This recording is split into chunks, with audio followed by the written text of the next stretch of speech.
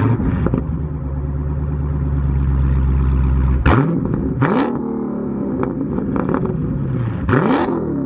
morning, good afternoon, and good evening, everybody. This is Dylan with Tucson Future Classics, and that is our manual transmission 2015 Dodge Challenger Scat Pack. 392 cubic inch Hemi V8 up front, 6-speed bolt action Tremec manual transmission in the middle, and big wide rear tires to put all that power down. Down here, you got the full length front splitter. Moving up to the grill, flow through headlights, driver and passenger. Driver's side directs cold air straight into the airbox for cooler intake temps and more horsepower. Passenger side flow through there, along with the nostril vents, which on these Challengers is functional, unlike the base models. Those all keep the underhood temperatures lower, because if you are not fighting heat, you can make more power. And that is the whole MO of this vehicle. The most power for the least cost, and you've gotta love Dodge for that. To help reel that in as best you can, on all four corners, the Mopar lightweight 20x9 rims and tires. The Super Track packs had a square setup, so you have the same width, big fat tires up front as you do out back. Behind those, Brembo 4-piston calipers and slotted rotors. And behind all that we can't quite see, a full Bilstein suspension system. You've got the 6.4 liter badge with the Rumblebee on top of it to let everybody know just what you got going on under the hood. The bright white with the matte black wheels, blacked out fuel door, the matte black stripe and spoiler on this is such a good classic combination on these Challengers. It just looks like clean and mean. This being a 2015 is going to be the first year of the facelifted Challengers. So instead of the vertical bars from 09 to 2014, 2015 has the racetrack style lights in the back. You've also got a backup camera on this one. And moving down, there's even a little rear diffuser to help move the air out from under the car, keep you a little bit planted, a little bit more stable, especially as those speeds climb. You've got the obligatory Scat Pack badge here on the back. And as I walk around, those of you who are keen-eyed will notice there are some marks of the life this car had before we got it. But being only 66,000 miles and much like the Challenger from Vanishing Point without the tragic ending, starting in Colorado and ending up in California, this car has had a pretty coddled life compared to a lot of Challengers out there. Lower mileage, and it doesn't look like it's been ridden too hard or put up too wet. When we did get it, did a little bit of preventative on it, fresh fluids all the way around, coolant, oil, transmission, and differential, just to make sure everything's nicey nice for whichever one of you all end up taking this thing home. Up under the power barn of this Challenger is exactly what you would expect from an American muscle car. Big V8 in the middle, simple engine bay surrounding it. So this being the SRT 6.4, it has got the powered by SRT engine covers on it. Behind that, your brake fluid reservoir is right there under the cowl with a flap to access. You've got your coolant reservoir here. This is your air cleaner, which you can't see it, but right down below, there's a hole in it to allow flow through air from that front open headlight. And moving along, just nice and clean. We've got a notch there and there for those nostril vents on top of the hood to force a little bit extra air through. And right here, you've got your coolant reservoir, your positive and negative hookups to jumpstart the car, because this has a remote mounted battery. The battery's in the trunk. I'll show you that in a second. And there is your engine oil dipstick. Like I said, just a simple, easy to understand engine bay with a big old V8 in the middle. Not much to say about the trunk other than for a big coupe, it's got a pretty big and a pretty deep trunk on it. If you look, the back seats do both fold flat. I only have the one folded down right now. You got yourself a little light there, the anti-kidnapping handle up above, and down below the floor, pull this up and flip it forward. These never came with spare tires, but you've got the tire inflator there with the Fix-A-Flat goo, a storage cubby here in the middle for keeping some stuff, you know, out of sight, out of mind, and there's that rear mounted battery to save room and to save weight up under the hood. Power door locks, power windows with auto up and down, power mirrors. Down below, you get your door handle low and forward on this one. And here, you got that water bottle holder there. This little silver badge you can't quite read. It says Alpine for the Alpine sound system. And next to that is the release for the foot actuated parking brake. Above that, you got your headlights, automatic headlights, off, markers on, and push in for your fog lights. Next to that is a dimmer switch for both the instrument cluster and the overhead lights, and the remote release for your trunk. Moving up to that instrument cluster, pretty simple gauges. So you've just got your tach, coolant, fuel, and speedometer, but in the middle, there's a ton of stuff to see in here. It's got 8 different pages for you to go through. Everything from vehicle info showing tire pressures, coolant temperatures.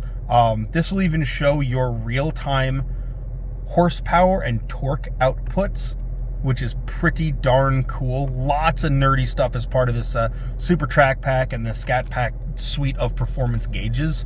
Then you have the performance pages themselves, which will show your everything from a 0 to 60 to 0 to 100 miles an hour, 1/8 mile, quarter mile times, lap times. Everything is in here. It is super duper cool to go through it all. And you got your, fuel economy. You've got multiple trips you can set if you want to have one for each oil change and one for tanks of fuel. However you want to set it up, there's a ton you can do in here. And you control all that from this panel right here. Below it, answer and hang up phone calls. And this is where you yell at the car to tell it to do stuff for the voice control. And these Chryslers, or all Chrysler products, have, it's kind of hard to tell, so I'm going to spin the camera around. Please hold. Okay, we're not here to look at me. We're here to look at this. On both sides of the steering wheel, you've got those 3 buttons. Spinning it around again. Your hand will fall right to them right here as you're holding the wheel. The left-hand side is track forward and track back, with the middle to select, for changing stations or changing AM, FM, or XM. And on the right-hand side, over here, volume up, volume down, and the middle button will be mute. On the front side here, cruise controls. Well, cruise control controls. Here in the center stack, you have the Chrysler Uconnect infotainment system. When it came out, it was considered to be really responsive and really intuitive, and it has aged very, very well. Just super simple. So you've got your radio controls, AM, FM, XM. Media is USB, auxiliary, Bluetooth, and SD cards. USB, auxiliary, and Bluetooth go in the center console here below me, which I'll show you in a moment, underneath your armrest. You can plug everything in there. Performance pages, part of the Super Track Pack. You've got launch control where you can change the RPM to set up and do a hard launch for drag strips. And your drive modes here will allow you to dial in your preferred settings. Personally, when I drive it, I like to knock it into sport with the engine and traction sport control or sport mode, but the steering still in comfort for a lighter steering feel. But again, that's just me. Middle is all the apps, part of the Uconnect suite. You have a ton of stuff you can do. You can access a bigger version of the performance pages, the performance control, all the car controls, settings, setups. You can even dim the overhead mirror. For that, if you just want to manually knock that down to full dark all the time. And even it has the ability to be a Wi-Fi hotspot. You would just have to set that up your own self. Plus, you've got your climate control modes here, which are also parroted down below. And you can go to your phone if you have it tied in, which mine is not currently set up, or you can just shut the screen all the way off for a more analog and authentic muscle car driving experience. Down below, here are some more of those controls, volume and mute. This will go through your stations just like normal, and then this will go back screens. Sport mode is here, Super Track Pack, which opens your performance pages, is here, traction control off, as well as if you hold this, it'll hard disable, but I would not recommend that until you're pretty comfortable with this thing. 485 horsepower and 475 pounds of torque will still burn those big rear tires off of this car. And those are your parking sensors on and off. Down below, more climate control, defrost front and rear, how hot you want it, how hard you want it. 6-speed manual transmission, dual cup holders, and under this big console here, there you go. Good sized storage pocket, little cutouts for wires to run in and out of it, with the auxiliary USB SD card and another cigarette lighter charge port. Speaking of that, driver's side you get a little mesh pocket. Passenger side you get a little mesh pocket, but with another charger there. Up in the glove box, pretty standard fare, big bottom compartment and a split top for miscellaneous little stuff there, and the booklets up there. And there again is that water bottle pocket, and they even show you no cups, just bottles. And again, cloth seats, but this being the Scat Pack, the passenger seat is fully analog, unlike the driver's seat, which is only partially analog. Visors do the usual thing, they light up, little sunshade here to help keep everything away, auto dimming rear view mirror, sunglass holster, and repeated over there. I'm gonna climb in the back seat quick and show you guys what's up back there. All right, back seat of the Scat Pack. As you see, backseat passengers get their own vents, get two pretty clever cutouts, driver and passenger side, with an armrest here, and above this pocket is a pretty deep cutout here with cup holders and a center armrest here. It does have those marks there indicate where the child seat anchors are, and that's really what this back seat is best for. I fit okay, but I'm 6'1", 260 pounds. These back seats are better for small kids, pets, or child seats. One nice thing, however, is that cutout gives my knees room, and this cutout for my arm fits perfectly right in there. Spin this around, flip here, and go forward, because this being the Scat Pack, it has the analog passenger seat, which will fold and slide forward for easy in and out. The driver's seat, being partially powered, does not. Also, good angle to get a look at just how heavy this bolstering is on these. Those seats do a great job of holding you in. We'll do a little bit of low-speed driving before stretching this thing's legs on the frontage road and on the interstate, doing a good hard acceleration pull, a 40-0 ABS braking, and just a little bit of cruising. But I'm gonna be a bit quiet for the start of this, because this is some pretty rough and broken up municipal roads, and want you to hear the suspension on this and everything. You know, use your ears to verify that there are no undue clunks, bunks, bangs, or clangs in the suspension. So let's say you don't want to drive like a complete loon, but normal.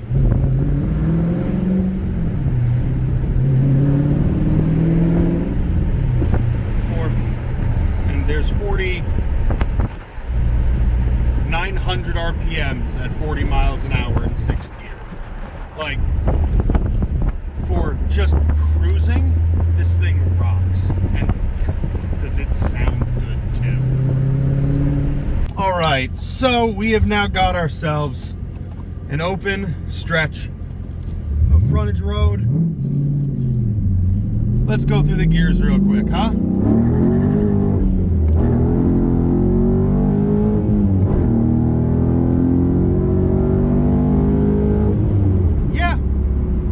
From 0 to felony in a big hurry. And since no one's around, there's 40. I'll do a quick 40 to 0. Hazards on. 3, 2, 1. ABS. Yeah. It stops good too. Sitting on the frontage road here. We're gonna pretend we're on the highway, and we're just gonna set that cruise right at 70. That is 1,500 RPM at 70 miles an hour. Just humming right along. Also, please do excuse my slightly crunchier shifts. I'm a little bit out of practice. I'm used to driving big rigs, not sports cars. But, yeah, I can be pretty quiet. Gives you a good feel for it. Unfortunately for me, we are back at the yard and wrapping everything up on our 2015 Dodge Challenger Scat Pack. If you have had half as much fun watching this video as I did making it, and you want to see more and learn more about this car, please come to our website, TucsonFutureClassics.com. On our site, we have the full listing on this car, including a suite of photos, the Carfax vehicle history report, and a full written description.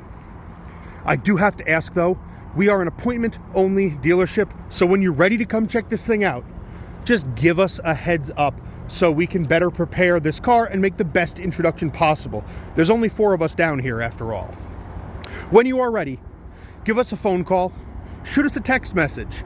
You can email us at info@TucsonFutureClassics.com, or you can hit us up on Facebook Messenger or slide into our Instagram DMs. We're on both at Tucson Future Classics. Hopefully, I've been able to give you all the information you could ever want or need to make an informed decision on this Challenger. And if I have done that, well, I've been Dylan. We'll see you soon.